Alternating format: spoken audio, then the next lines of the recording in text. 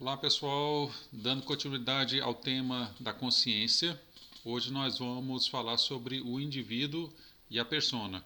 Para quem não assistiu os vídeos passados, eu vou deixar aqui na descrição desse vídeo os links anteriores, tá? Para que vocês possam estar acompanhando, porque apesar de que os vídeos sejam de temas independentes, é sempre bom para vocês conseguirem entender um pouco a continuidade que nós estamos falando aqui sobre a origem e o desenvolvimento da consciência dentro da abordagem de Carl Jung, principalmente. Então, hoje o tema vai falar sobre o indivíduo e a persona.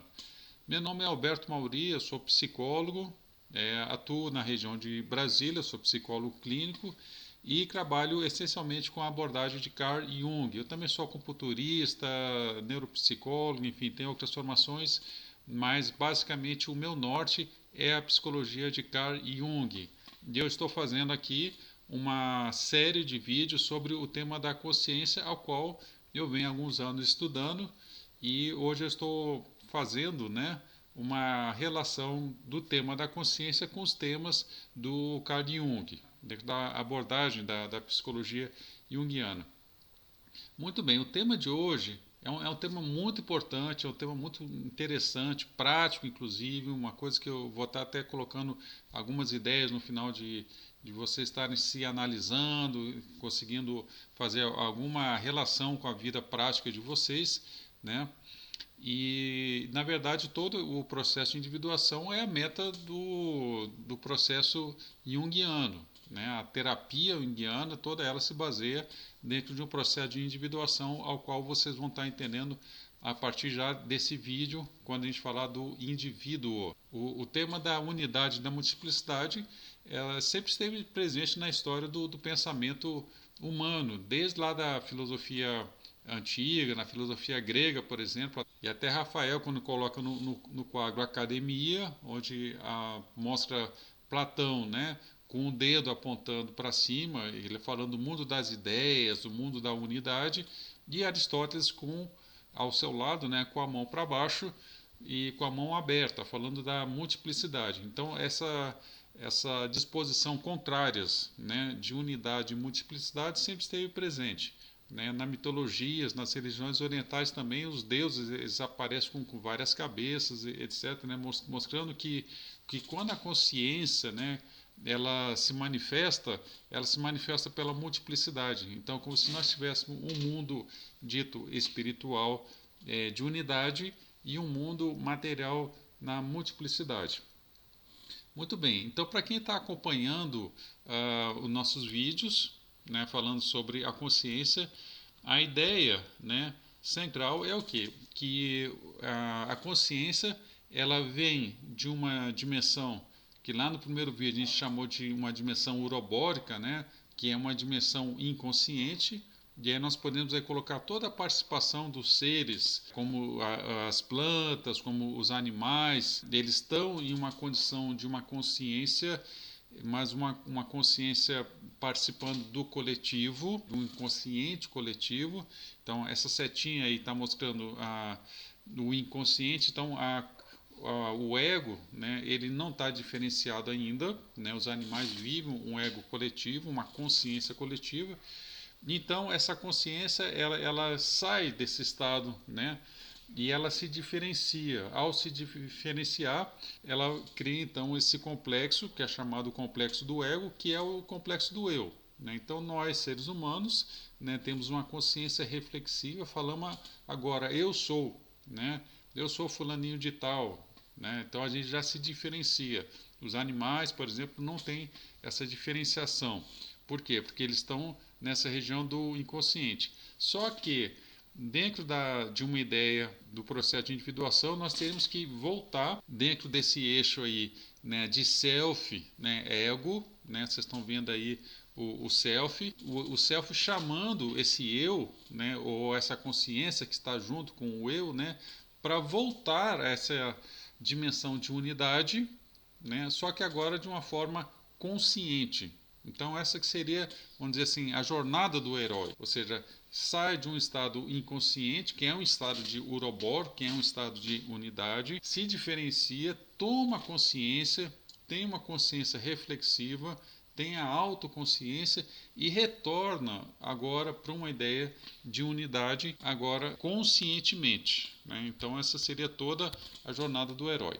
Muito bem, o termo consciência vem do latim, que quer dizer conscientia, que é formado pela conjunção de dois termos, o com, que quer dizer completo, inteiro, e scientia, né, que é conhecimento, saber. Daí que vem a palavra ciências também, né? Então, quando nós juntamos o com a scientia, nós temos o quê? Um conhecimento completo. Nós temos o quê? Um saber conjunto. Então, quando nós aplicamos a ideia de consciência a nós mesmos, a consciência, na minha consciência, sobre os meus estados interiores, será que nós estamos realmente conscientes? Essa é a pergunta, né? Porque falar assim, você está consciente do que está ao seu redor? A gente fala, bom, tudo bem, eu estou consciente. Então, por isso que a medicina utiliza o termo consciência no sentido desse estado da pessoa estar consciente, né? Ela acordou, ela está consciente. Só que para a psicologia e para a psicologia profunda, estar consciente não é apenas estar desperto, né, dentro de uma vigília, estar realmente pleno de tudo que passa em seu interior. Então nós perguntamos, estamos realmente plenamente conscientes de tudo que ocorre em nossa vida interior? E nesse sentido, né, Jung, Freud e todas as abordagens psicanalíticas vão dizer que nós estamos muito mais inconscientes do que conscientes. E basta ver, né? Quando nós perguntamos assim, o que você está sentindo? A pessoa fala, não sei. O que foi que aconteceu? Não sei. Muitas vezes nós estamos muito mais em devaneios, né? A pessoa ela vive muito mais em estados de fantasias, é tomado por sintomas, isso que nós vamos estar falando aqui hoje, né? E não tem essa consciência plena. Então, o objetivo é uma ampliação e uma tomada de consciência dos nossos conteúdos interiores. Bom, então para isso a gente precisa de um referencial, né? E nesse sentido que nós vamos então usar a ideia do indivíduo, né? Por quê? Porque quando nós estamos falando do indivíduo, como o nome diz, a origem do termo indivíduo vem lá do latim, que significa indivíduos, que é formado pela junção do prefixo in, não, do dividos, dividido. Então é o não dividido. É mais ou menos a ideia do átomo, né? Tomo é parte, o A é o não, né? Aquilo que não se divide. Apesar que hoje já se divide o átomo, né? Mas nós estamos falando do termo, da palavrinha, né?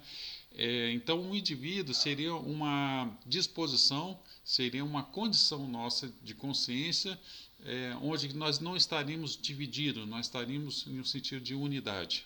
Bom, daí então que a gente usa o termo individualidade, né? A individualidade ela quer dizer aquela pessoa ou aquelas características que são próprias, né, de uma pessoa, aquilo que nos diferencia. Então, quando nós olhamos, né, um grupo de pessoas, cada pessoa ela possui a sua história de vida, ela possui, né, as suas características, tanto genéticas quanto culturais, enfim.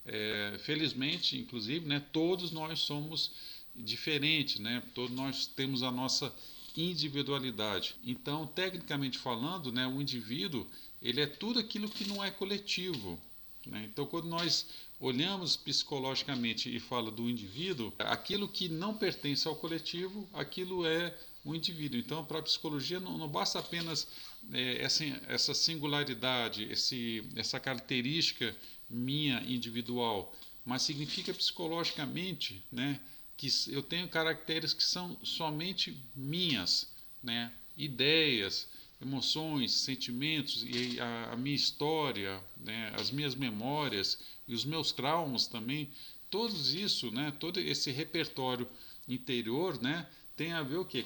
Com a história desse indivíduo, né? Mas nós vamos buscar ainda mais, né? Lá no processo de individuação nós vamos buscar aquilo que realmente a pessoa é, que esse é o objetivo do processo da totalidade da psique. Mas o importante só que vocês entendam aqui, né, que o que diferencia o indivíduo, a individualidade, tudo aquilo que não é do coletivo, né? Porque nós carregamos muitas coisas que são do coletivo, né? A nossa psique ela está muito imersa, né?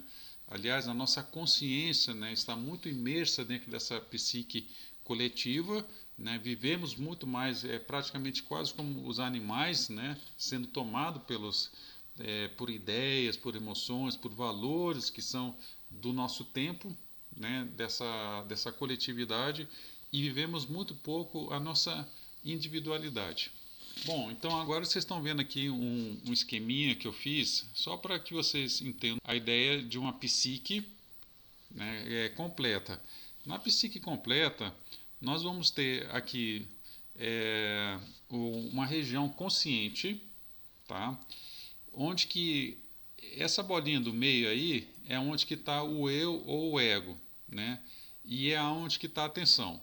Então, no momento em que eu foco a minha atenção para um lado ou para o outro, né, essa luz da consciência ela se volta e eu tenho então consciência daquilo que eu estou vendo. Então, se eu paro e olho, né, por qualquer coisa que seja do meio, né, a minha atenção e a minha energia está tudo voltado para aquilo. Mas eu posso também olhar para dentro. Aí nós temos o quê? Ah, as nossas subestruturas, né, de emoções, de crenças, valores, de instinto e das máscaras, da persona que nós vamos falar aqui hoje, certo? O fato é que esse eu, esse ego, ele está sendo influenciado, né, por essas bolinhas que vocês estão vendo aí, de emoções, de instintos, de máscaras. E isso, né, todas essas subestruturas que nós temos dentro da região, até mesmo do consciente, ou que a gente poderia até colocar aí como subconsciente, que ela não está o tempo todo no consciente, né? Elas nos fragmentam, porque cada hora uma vai estar puxando para o seu lado, né? Por exemplo, vamos supor assim, que você pega um livro, compra um livro, né, e começa a ler o livro. Aí você fala, nossa, que livro bom e tal. Aí começa a ler o livro. Aí vem um instinto e diga assim, não, vai dormir. Né? Não, você tem que acordar amanhã, aí vem essa voz, né, e começa a te dar sono. Né? Sendo que se nós estivéssemos fazendo uma outra coisa, a gente não sentiria o sono. Né? A gente até perderia o sono se a gente estivesse fazendo algo, por exemplo, que tocasse as nossas emoções. Entende? E na verdade é assim mesmo, a gente vai fazer uma outra atividade, o sono vai embora, ou seja, aquela exigência do instinto de dormir, na verdade, foi um apelo, né, para tirar a atenção daquilo que nós estávamos fazendo. E na verdade, lá, em uma outra parte de nós mesmos, gostaria de estar lendo o livro. Então, vejo que nós somos fragmentados, né, o nosso eu. Mas o que eu quero dizer é que, dentro desse esqueminha que eu estou mostrando para vocês, é que nós temos, dentro da psique total, né, uma região consciente, tá? Onde que relativamente a gente pode trabalhar com essas ferramentas que nós temos aí. Nós vamos ter um inconsciente pessoal, onde está os complexos, onde está também basicamente os nossos traumas, etc. Né? E um inconsciente coletivo, que é uma região mais profunda da psique, né? Onde está os arquétipos, né? Mas ao qual eu não quero falar hoje. Né? Nós vamos praticamente falar só da região consciente, tá? Apesar de que é quase difícil falar do consciente e não falar do inconsciente, né? Mas a gente vai, na medida do possível, tá só tentando colocar foco para que vocês entendam muito bem a ideia do indivíduo. E no próximo vídeo, quando for falar do processo de individuação, aí sim não tem jeito da gente não falar dos outros aspectos do inconsciente coletivo. Muito bem, então quando vocês estão vendo aí essa imagem, né, onde que a gente coloca a consciência e nós temos várias outras subestruturas, você coloca como se fossem pequenos eus, pequenas vozes que nós temos em nossa cabeça. Então o ego, ele, vamos dizer assim, ele é o príncipe, né, ele é o administrador da cidade, ele é o prefeito da cidade. E nós vamos ter várias vozes de opiniões que vão estar como subestruturas opinando e assoprando ali no ouvido do ego. Então nós vamos ter de vez em quando um palhacinho, né? Nós vamos ter uma voz do engraçadinho, né, que quer fazer uma chacota com alguma coisa. Nós vamos ter o Dom Juan, ou nós vamos ter, no caso da mulher, uma mulher sedutora. Nós vamos ter uma pessoa valente, ou alguém que vai se colocar como vítima. Todas essas possibilidades psicológicas, né, são pequenos eus que eles se acoplam ao nosso ego e ao nosso eu, à nossa consciência, e a consciência aceita isso, porque a consciência, nós não conseguimos ainda nos diferenciar desses pequenos eus. Então, esses pequenos eus assaltam a nossa consciência e levam, carregam, sequestram a nossa consciência, e nós passamos a viver isso, né? Vamos supor um palhacinho, né? Uma pessoa que está sempre fazendo graça de tudo. Então, ele simplesmente sequestra a consciência, e às vezes até em situações que são sérias, o palhacinho aparece. Essa diferenciação, ela começa a ser importante dentro de um processo de uma autoconsciência. Nós temos que entender que esses eus é como se fossem pequenas células no nosso organismo. Quando eu olho para o meu organismo, eu acho que o meu organismo, né, a gente acha que o nosso corpo físico ele é uma coisa só. Mas quando nós pegamos o microscópio, né, e olhamos as unidades, a gente vai ver que são subestruturas e que cada uma delas estão fazendo o quê? Um papel de trabalhar para um todo. Então, assim, o coração está pensando nele, o rim está pensando nele, o pulmão, só que se comunicam e, na verdade, eles trabalham entre si. Só que essas subestruturas psíquicas é como se fosse também um organismo, né? E muitas delas, elas querem ser ouvidas, elas também querem a sua atenção. Então, faz uma ideia de indivíduo, né? É quando a consciência começa a reconhecer essas subestruturas e vai começar o quê? A colocar ordem, né, dentro desses pequenos eu. Vai conseguir identificar os seus eus e vai conseguir harmonizá-los de uma maneira justa e voltada para uma ideia central. Então, nesse sentido, né, quando Jung percebeu que esse indivíduo ele deveria se conhecer, ele falou então do processo de individuação. Só que nós vamos falar também que a individuação ela abarca também os conteúdos do inconsciente, tá? Mas vamos falar só do consciente hoje. Uma coisa importante é nós diferenciarmos individualismo de individuação.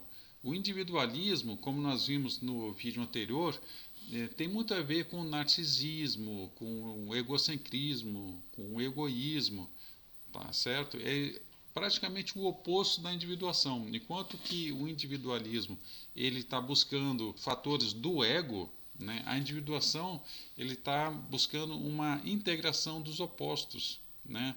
Na individuação nós vamos conseguir abarcar todas as possibilidades psicológicas e vamos ordená-las. Vamos dizer, você faz isso, você faz aquilo, né? Você agora, nesse momento, você pode ser útil, entendeu? E colocar dentro da psique todos os seus fatores, né, das suas subestruturas em seus devidos locais. Né? Aí nós temos o quê? Uma psique organizada e uma psique sadia. Então, o primeiro passo, né, seria um reconhecimento que nós estamos divididos. Se a gente não entende que nós estamos divididos, nós vamos estar sempre nessa desordem mental. Por quê? Porque, na verdade, nós não vamos ter o indivíduo psicológico. Então, vai começar a ocorrer uma dissociação do ego ou da consciência. Uma pessoa que ela não para, não reflete sobre si mesmo, ela nunca vai conseguir compreender que existe essa autodivisão. Ela vai sempre achar que o que está acontecendo na vida dela são circunstâncias do acaso. Eu nasci assim, eu sou desse jeito mesmo, as coisas são dessa maneira. Ou seja, ela não se reconhece, ela não reflete, ela não para e pensa, e ela também não procura fazer uma mudança de todas essas estruturas que estão dominando a consciência dela. Então, se não tem consciência, não vai poder ter controle sobre essa situação. Então imagina assim, uma pessoa que está dependente de drogas, uma pessoa que está com um transtorno alimentar, enfim, pessoas que estão sofrendo realmente com sintomas de sofrimento mental, né, tomado por de uma psicopatologia às vezes, não reflete sobre isso, não faz uma reflexão profunda, fica sempre na superficialidade. né? Então, se não busca nexos causais para o que está acontecendo na sua psique, né, vai ficar sempre no superficial. E essa é a grande diferença da psicologia profunda das outras psicologias, que vão estar sempre tentando trabalhar com mudanças, né, de algum aspecto, né, que só tem a ver com o ego, com o eu, né, mas não vai conseguir entender as causas, não vai conseguir entender que existe alguma subestrutura, algum desse pequeno euzinho, né, que está sequestrando aquele ego. Então, primeiro precisa reconhecê-lo e depois dominá-lo. Bom, então quando isso não acontece, existe o que a gente chama da fragmentação ou da dissociação do ego, né? A dissociação do ego até hoje é colocado como um sintoma, é um fenômeno psicológico, na verdade, né? Onde que ocorre uma fragmentação da consciência, da percepção do eu. Pode às vezes ser colocado como um mecanismo de defesa.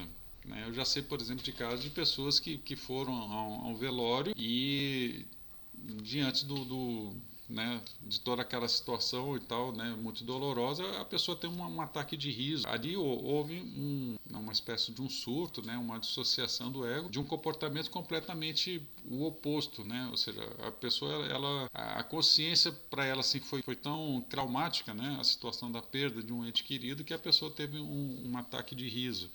Obviamente que ela não queria estar rindo, mas uma outra subestrutura tomou. Isso é um tipo de experiência de dissociação do eu.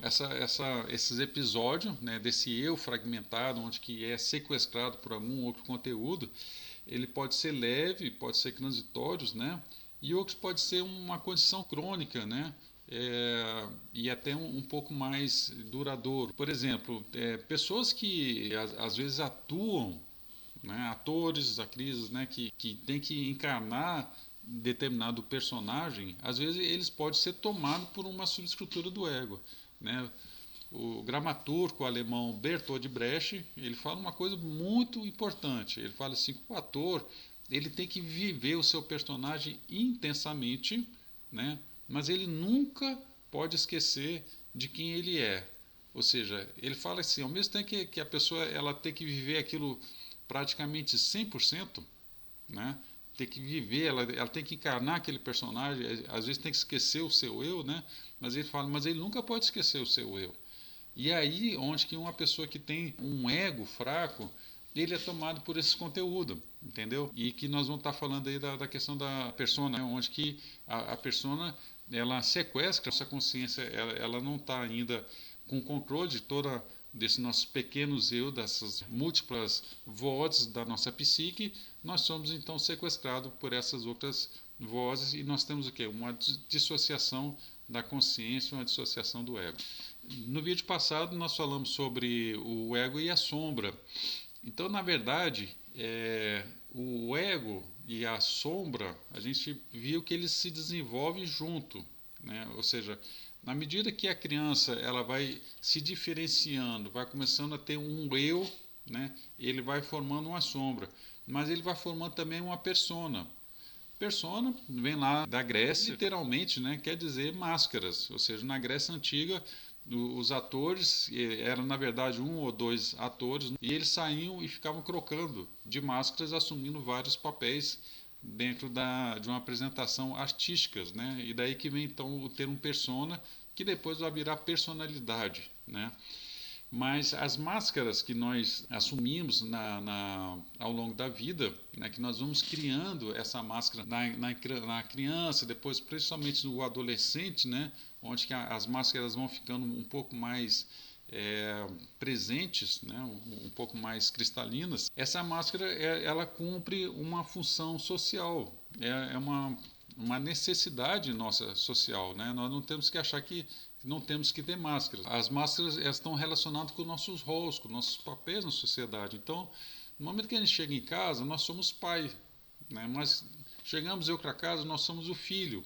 Né? Chegando no trabalho, nós somos o profissional. Então, tem horas que nós somos aluno, tem horas que nós somos professor, tem horas que nós somos pai, mãe, a gerente, enfim. Cada momento que a gente está no mundo, a gente assume um papel. No momento que a gente assume esse papel, nós temos que, vamos dizer assim, como lá na Grécia, né, pegar, não, agora eu sou mãe, Então você tem que atuar como mãe, ou seja, muda o estado de espírito, muda a disposição, porque os papéis são diferentes. Então, no modo como você fala com uma pessoa ou com um grupo, né, vai depender da situação e das máscaras que você atua. Então, isso é praticamente algo bastante natural e ela se torna, vamos dizer assim, patológica, se torna prejudicial quando as máscaras, quando nós nos identificamos com as máscaras, quando o ego começa a achar que as máscaras é o que nós somos verdadeiramente, né? Então, quando a máscara, né, ela cola. Então, imagina assim, uma pessoa ela se forma em advocacia e aí por onde ela passa, né, ela anda como um doutor. Teve até um caso aqui em Brasília há um tempo, né, vocês devem ter acompanhado, que uma pessoa humilde, né, uma pessoa chegou e o doutor, né, advogado, falou: "Você sabe com quem você está falando?", né? Bom, o funcionário estava falando com alguém que era do prédio, né, como um outro inquilino qualquer, né? Mas para ele, doutor, ele falou assim: "Você sabe com quem você está falando?", né? Enfim, o advogado, né? Ele no papel dele lá, ele pode ser alguma coisa, mas no momento que ele está com um prédio, ele é como com qualquer outro condômino ali. Mas quando a pessoa ela se identifica tanto com o papel, ela quer que todo mundo o respeite, né, por onde que ela vai. É por isso que a gente fala, né, quem é o fulaninho de tal na fila do pão, né? Ou seja, na fila do pão somos todos iguais, né? Não tem diferença. Mas a pessoa ela se identifica, né? Por quê? Porque é uma forma compensatória, porque o ego ele gosta, né? Porque aquela máscara da pompa, da respeito, da autoridade, e o ego adora isso, né? Ele adora, né, se realmente se achar. Então, nesse momento, a máscara ela deixa de cumprir um papel importante, um papel social, né? E se torna patológica. Né? O outro aspecto é a máscara defensiva, né? Quando o ego ele está muito fraco e a pessoa ela precisa utilizar das máscaras. Recomendo assim tranquilamente para que vocês leiam o livro, né, As Cinco Feridas da Alma, a qual a autora ela vai falar das feridas e das máscaras. Muito importante esse livro para vocês entenderem um pouquinho esses mecanismos de criação das máscaras no sistema defensivo. Então o que acontece, né? Quando a pessoa também ela cria uma máscara e essa máscara ela está muito distante do eu verdadeiro, aquilo começa a gerar uma cisão também, né? Começa a gerar uma espécie de uma neurose, porque a máscara ela tem que ser uma expressão do nosso eu verdadeiro. Por mais que venha, né, no sentido de papéis, de roles, né, nós não podemos colocar uma máscara muito discrepante daquilo que nós somos, né, porque a ideia é que o nosso eu seja sempre o verdadeiro. Eu posso ser pai, filho, irmão, profissional, né, você pode ser mãe, né, profissional, filha, mas a sua essência ser a mesma em todos os lugares. Não significa que a gente tem que ser um ser fragmentado. O ator pode ser o mesmo. A gente muda os papéis, mas aquilo que nós somos na nossa essência, a nossa integridade, ela nunca é abalada.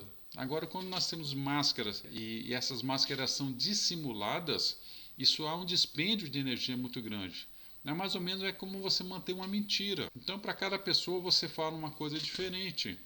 Significa que você vai ter que sempre ficar lembrando o que você falou para cada um, né, para que a sua mentira não apareça uma hora. Né? Isso é um dispêndio de energia muito grande. Então, é muito mais simples você falar a verdade para todo mundo. Olha, a verdade é essa, né? É isso que eu sou, e pronto, aceite ou não aceite, do que você ficar mentindo.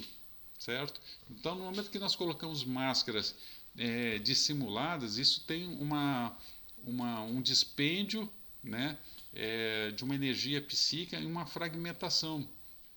E há também aquelas pessoas que colocam uma máscara muito voltada para a psique coletiva, ou seja, são papéis, né, onde que a pessoa atua preocupado muito nas aparências, de dizer assim, o que os outros vão pensar. Então, essa máscara aparenta, às vezes, uma pessoa forte, uma pessoa intelectual ou uma pessoa de notoriedade. Só que isso, na verdade, não condiz com o que a pessoa ela é na verdade, né? Durante muito tempo eu trabalhei no hospital universitário e atendia todo o público do sistema lá, da universidade, e atendia os professores também, e doutores, etc. Né? Então, o que acontecia? Essas pessoas que, na verdade, tinham pós, né, doutorados, às vezes, elas, quando vinham para uma consulta, né, elas tinham que tirar a máscara. E ali nós tínhamos que, pessoas assim, de uma idade emocional, né, quase que de criança, né? E eu ouvi de professor dizer assim: tem como a gente tirar nossas emoções? Né? Tem como a gente arrancar esse lado emocional? Por quê? Porque o lado emocional ele era infantilizado.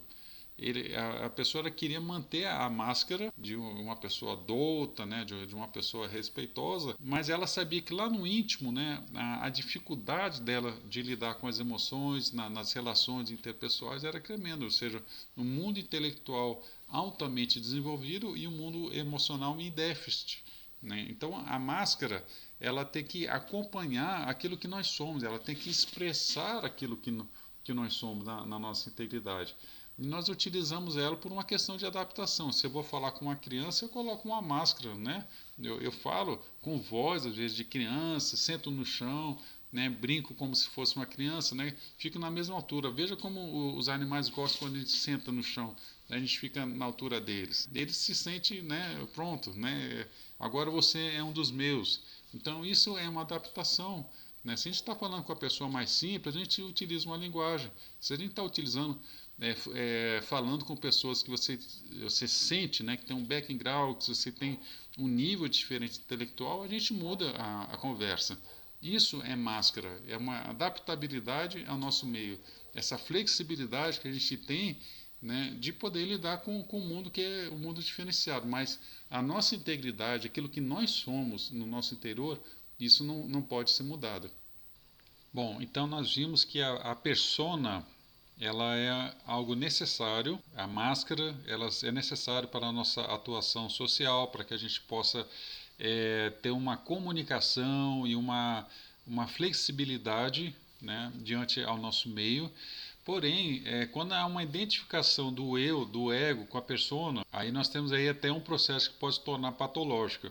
Ou seja, quanto maior a persona, mais nós vamos esquecendo de nós mesmos. Quanto maior a identificação do ego com a máscara, mais nós esquecemos da nossa essência, daquilo que nós verdadeiramente somos. Então, muitas das vezes, essa identificação com a máscara são reações para atender à expectativa do social. Fazemos, pensamos, atuamos, reagimos como aquilo que deveria ser, não como nós gostaríamos que fosse, mas sim como aquilo que a sociedade gostaria que nós estivéssemos sendo. Então, a fragmentação do eu, ela ocorre quando essa máscara, né, ela vai se tornando, vamos dizer assim, acima dos nossos preceitos individuais. E aí, muitas vezes as pessoas até reclamam, né, de quem está vivendo essa máscara, um distanciamento emocional, porque, na verdade, existe, né, uma cisão interna, ou seja, uma desintegração interior. Então, assim, quanto mais a consciência se identifica com a persona, mais a vida interior é negligenciada. E daí, então, vem o quê? Né? Um vazio existencial.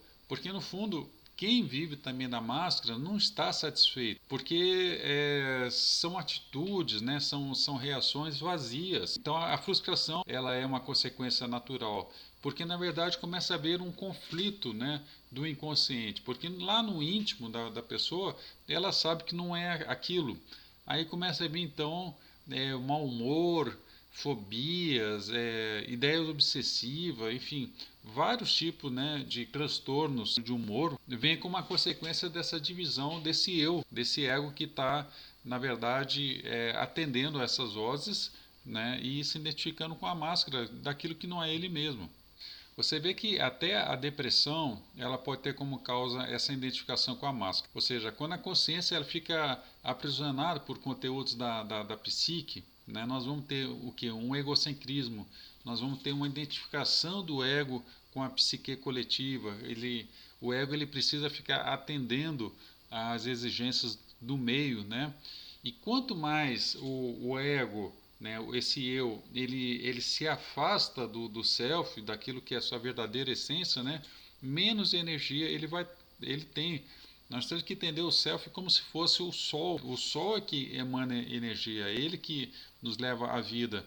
E se o ego se afasta disso, achando que ele pode, né, ou viver os valores do coletivo pela máscara, né, da psique coletiva, ou viver essas vozes das opiniões que está ali dentro da região consciente que nós mostramos aí, mas ele vai ter que ter a energia própria, não é a energia do self. Então aí naturalmente vem o quê? Vem uma depressão, porque é uma energia falsa, é uma energia que não se sustenta. Então o que fazer diante dessa situação, né? Primeiramente, reconhecer que nós estamos fragmentados. Esse auto-reconhecimento que nós não somos um indivíduo do ponto de vista psicológico, saber que essas vozes que vão ali gravitando em torno do ego, né, em torno do eu, não é a voz do indivíduo, sim, são vozes de opiniões, são vozes de pequenas estruturas de eus que estão na nossa psique, né, e começar a reconhecer, né, essas pequenas vozes, né, e dominá-las. Então, o primeiro passo da consciência é o reconhecimento, né? Eu não sou um indivíduo, eu preciso entender o que são essas vozes que estão dentro de mim e começar a dominá-las. No momento que nós começamos a dominá-las, nós vamos o quê? Começando a ordenar, a dizer o que cada uma tem que fazer, de que modo tem que fazer, de que modo tem que atuar e, na verdade, direcioná-la. Vocês imaginam o seguinte, vocês entram em uma oficina que tem 200 ferramentas. Tá? Então nós precisamos identificar cada uma das ferramentas. Esse aqui é o martelo, esse aqui é o serrote, essa aqui é a chave de fenda, essa aqui é a chave Phillips, etc. E qual que é a ferramenta que eu vou utilizar? Não, essa ferramenta ela é própria para isso. Essa aqui ela serve para aquilo. Todas as ferramentas elas são importantes.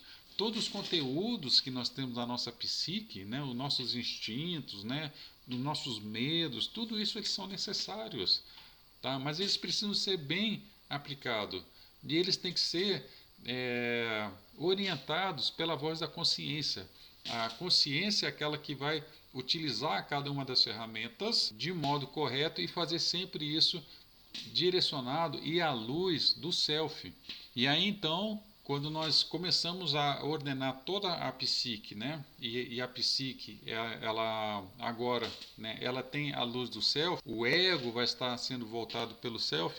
Nós começamos o que? A trabalhar dentro da ideia de um processo de individuação. Então, o primeiro ponto é reconhecer que nós somos fragmentados, que existe vozes, que nem sempre a voz que aparece na nossa mente é a voz do eu verdadeiro, né, do ego, pode ser sobre estruturas, né, que nós precisamos das máscaras para atuar no mundo, mas além de tudo isso, existe outras dimensões, a dimensão do inconsciente e o self, que é o arquétipo do si mesmo, que está lá no inconsciente coletivo, e nós vamos estar entendendo isso no próximo vídeo através da relação da consciência com o processo de individuação. Bom, eu espero que vocês tenham gostado do vídeo, que vocês curtam, que vocês deixem seus comentários, que vocês compartilhem para aquelas pessoas que vocês acham que possa ter interesse também no tema, e nos vemos no próximo vídeo. Um grande abraço.